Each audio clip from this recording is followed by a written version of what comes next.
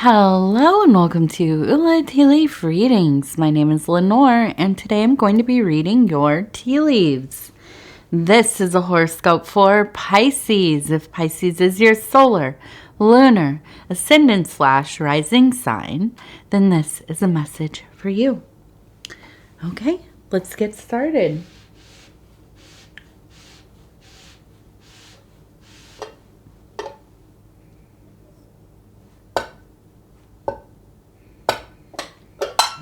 Okay. Let's see what these tea leaves have to say today. All right. And so our card for this reading is the Seven of Discs. And this has to do with some kind of failure. Or at least the energy of failure in the atmosphere. Somewhere, some way.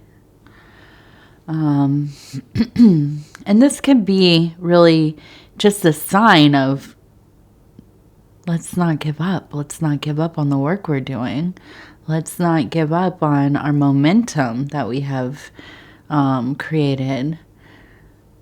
You know, there are moments where even when we are doing very well in life, fairly well in life, we're taking those steps towards our goals, we can sometimes find ourselves feeling some kind of, kind of an emptiness, really. I mean, have you ever worked hard for something?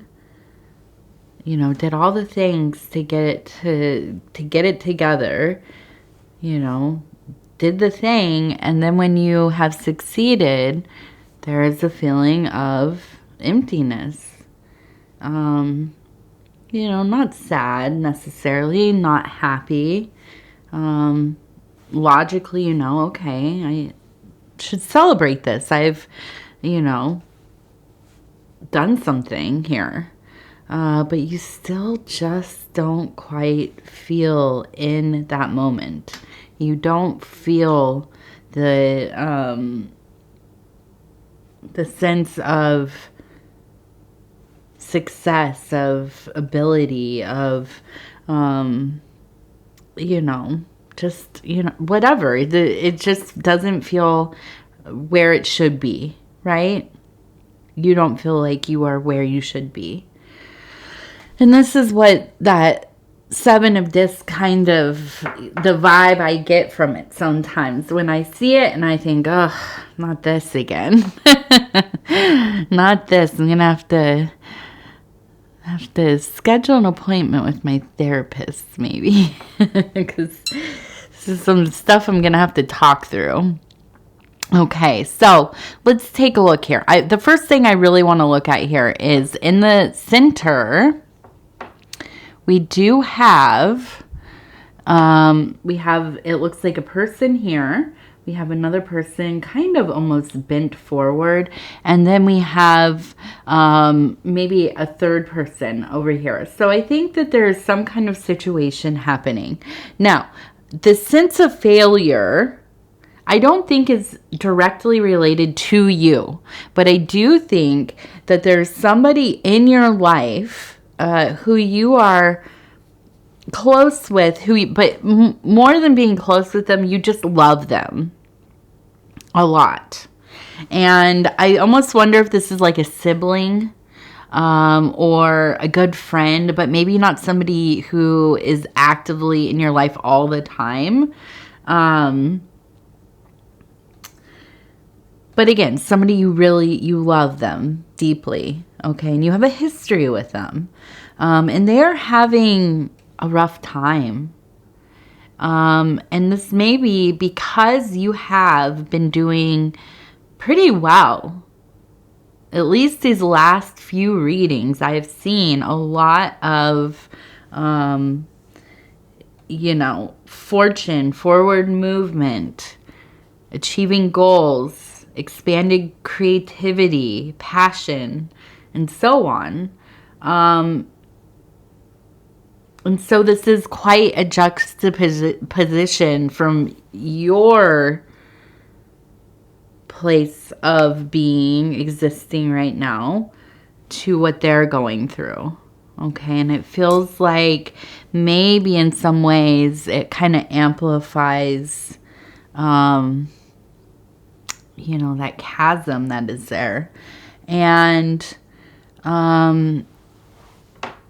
I'm looking at this and it feels like almost giving, well, if you can imagine being wind weary, walking through that storm, through those heavy winds, you know, across an open area for long periods of time, and the wind is just beating down on you. And I don't think that this is exactly how you feel, but I think that this is the energy that you are taking in from this person, who is probably seeking some guidance or comfort, support. You know, maybe you're their confidant. But whatever it is, there is this feeling of like kind of internalizing, almost feeling guilty, that you are doing well and they really are having a time. So, again, I see we have two people really close together, okay? Maybe in an embrace here, okay? And, you know, I think that you are a very giving person. You will definitely lend your time and your attention to those you love, to those you feel comfortable with. And, you know, you always have a kind word. You try to be helpful. I don't think you like to meddle. You don't like to pry. You don't push people to, you know, divulge their problems or their feelings or whatever. But I think this is maybe why you are so close with this person, because, you know, there's a sense of being comfortable with one another. Okay. Now, the thing that really comes up here as I'm looking at this is being that person who can, you know, be there, show up for your family, for your friends, your loved ones. You know, we all want to be that person, and ideally we want to be, right? But we must honor our own path as well in the work that we are doing. And I think that, you know, you are at risk of this pulling you away from your own focus. If you are anything like myself, and, you know, I think I've gotten a little bit better about this in life, but, you know, even currently we're having some issues within the family, and my attention, my feelings, my, you know, time, kind of, you know, I want to put my support there. Well, my focus gets taken away from some of the things that, you know, I had planned on focusing on, which is fine, right? But like I said, if you're like me, I almost kind of self-sabotage in a way, because I will look for reasons to spend my energies other than where they really need to be, okay? I stay a little bit too long. You know, I over schedule. You know, I promise to do things that I will do, but at the detriment of the core work that I have to be doing, right? I need to be doing. And sometimes, if we realize this or not, This is tied to some kind of avoidance. Okay? You know, and though I think you are very proud of the things that you have been working on in your work life, in your creative life, in your family life, in your social life, in your interior work, you know, I would not be surprised if there is some element of self where you feel almost like, you feel like almost like it's too good to be true. This is gonna, you know, I don't deserve this. You know, I feel whatever it is, right?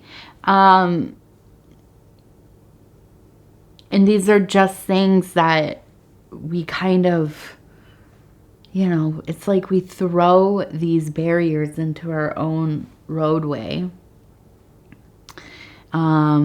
Unconsciously, maybe consciously, you know, but sometimes it's like we want to be our own worst enemy, and then when somebody in our life who we love has a problem, they have something going on, of course we want to be there for them, but then we make that our next big thing to be completely focused on, and abandon to some degree enough to be a detriment to the work we're doing.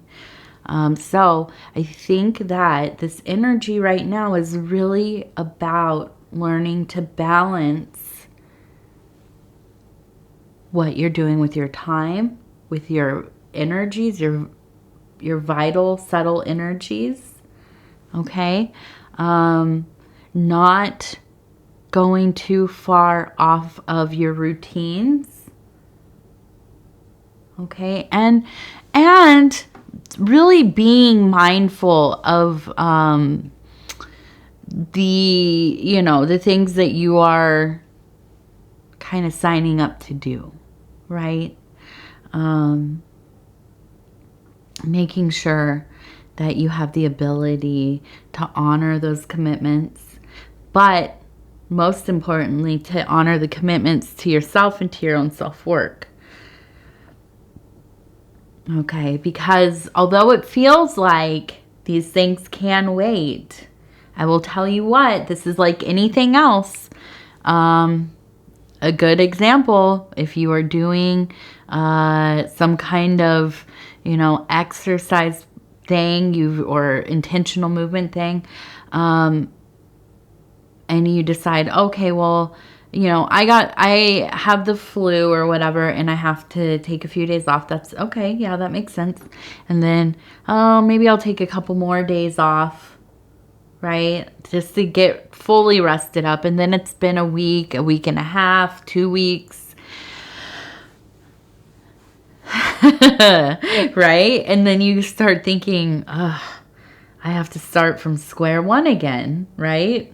To get back up on the horse and get going. Wow. You know, how often do we let those things kind of just go at that point? You know? So, I think it's important to really stay at the pace that you are at with the work you have been doing. And I know, especially if this has to do with spiritual work, self-work, your, you know, magic work, esoteric work, whatever, it does. It can feel like, oh, this is an extracurricular thing. I'm not really making a lot of money doing this, or any money, or whatever. Not a huge priority. But is it? Right? This is where a lot of the tone of our life is set. Excuse me. Having the allergies today. And so, you know, it's not unlike mental health. And you know me, I like to talk about mental health and spirituality going hand in hand. And the interior work has everything to do with mental health and mental health wellness. Therapy, counseling, different kinds of techniques, whatever it is, modalities, whatever you are into, whatever speaks to you. Hand in hand with magical work, esoteric work, divination, all of these things, I believe, go together. Hopefully we are getting into a time in society where we don't think of our mental health as an extracurricular pursuit. It's something that is fundamental to our well-being, fundamental to our lives. We cannot do good work if we're not feeling well to the best degree that we can get it, and it varies, right? But the spiritual work, if you are a person on a spiritual path, same thing. And it's a lot. I know it's a lot, but it's worth it. Okay, so I want to look at this too. We have right here, I see a person sitting, and it looks like they are working on something, maybe writing, and behind them, I see this image of, it almost looks like an angel, okay? And this reminds me very much of what some would call the night visitor or the muse, okay? A lot of artists talk about this, a lot of musicians, poets, alchemists, occultists, and so on. This is when you get into a flow of work. Okay, you get into the flow space, which is almost a meditative place while you are creating. Almost like you have dissociated in some way, or you have become a conduit to something.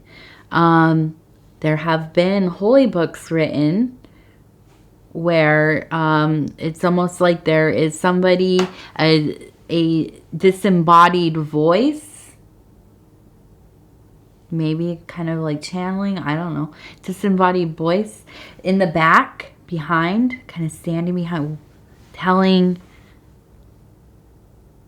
the author, the magician, the practitioner to write. Okay, this is kind of like automatic writing in some ways. Not exactly, but similar. Lots of musicians say they've written whole albums. They don't remember. Maybe that is, they're altered a bit. But there are plenty of musicians who just say, I wrote this. It was inspired. I don't know where it came from. One day I sat down at the piano. I wrote, 5 songs. Half of them became #1 hits. I don't know where that came from. That's this divine muse. And this does not just come out of nowhere. You have to create a space, commune with the divine so that this can happen, so that this communication can be established. Now, do I really mean that you have to be talking to whatever you like to call it, your guardian angel, your muse, your daemon, not demon, daemon, your higher self? I'm not saying that's exactly what it is, but in the symbolism, it is to get into a place of deep creativity, innovation, making movement within those abstract unconscious things that kind of float around in your psyche, being able to access those through whatever medium you use. This could be at work. I mean, listen, this could be maybe you clean floors for a living. Maybe this is your meditative place. I think of a lot of interesting things while I'm cleaning the toilet. I do. You never know what is the thing. Maybe repetitive movements, methodical sounds, certain kind of lighting, certain kinds of smells, whatever it is. But I think that this is calling out to you. You have access to this. Everybody does. It's just a matter of figuring out how this works for you. How do you get there? What is your thing? Okay. Okay, now we also have this little house here.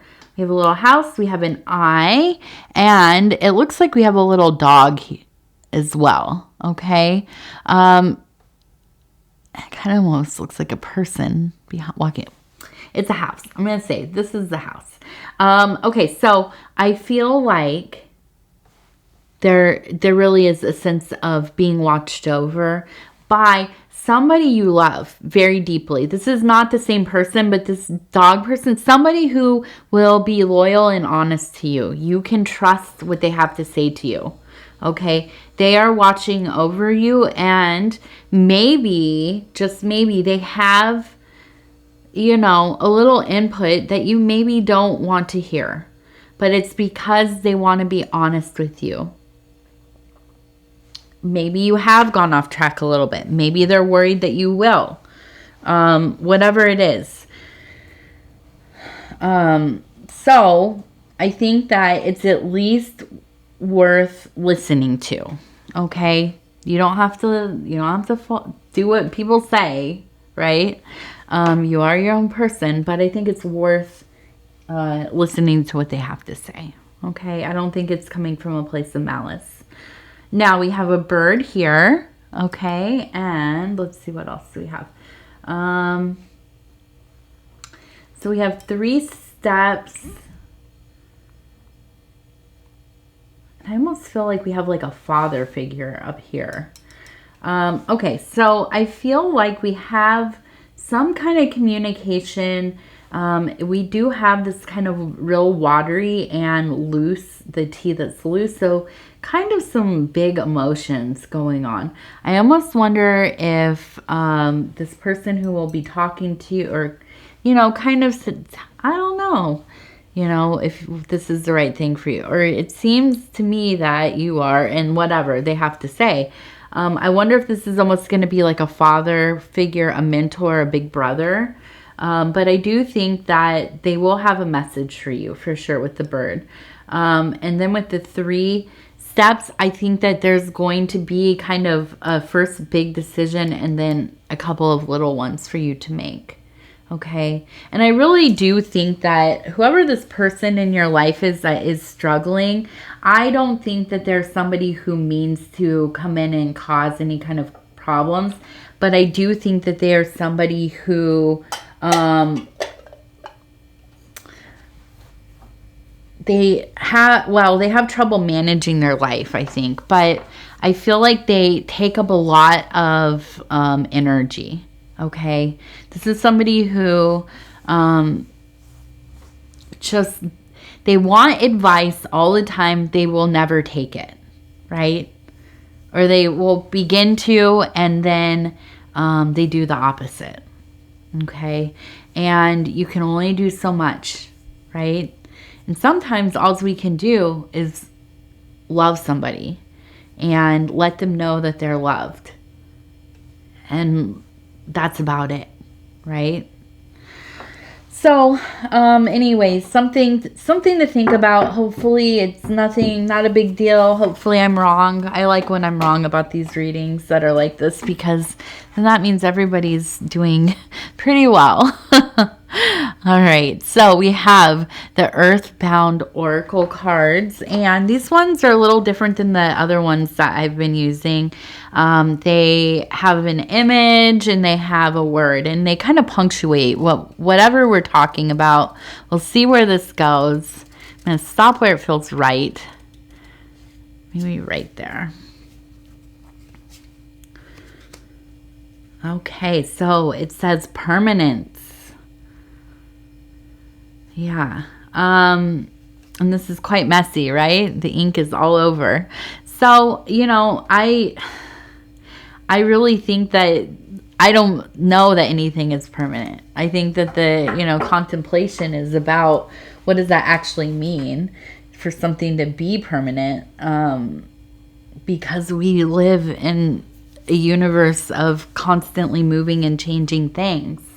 So maybe not to be too, tied to the notion of anything being permanent. But I do think that what can last is a sense of love, right? Honoring our relationships, but also having boundaries. And, you have to take care of yourself. You absolutely do. So, we have to consider, even when it is very difficult, how much can I give of myself? How often can I? What am I willing? Within reason, right? So, things to think about.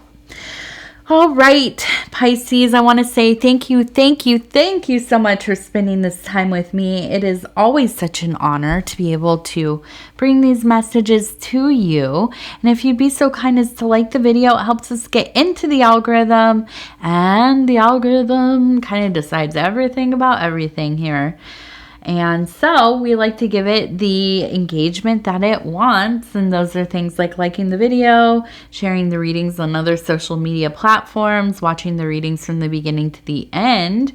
If you haven't subscribed, please think about doing that. You can hit the little bell. It'll let you know when the next videos are coming out. We are getting close to this channel being a year old. I think it must be in the next month. And so I'm hoping that we hit 20K subs. That would be an amazing gift to all of us. That our community here hits 20K. So, we'll see what happens. But other than that, if you want to leave a comment, please do. I read all of them. And they mean so much to me. They truly do. All right, Pisces, we will talk in a few days. I love you, and goodbye.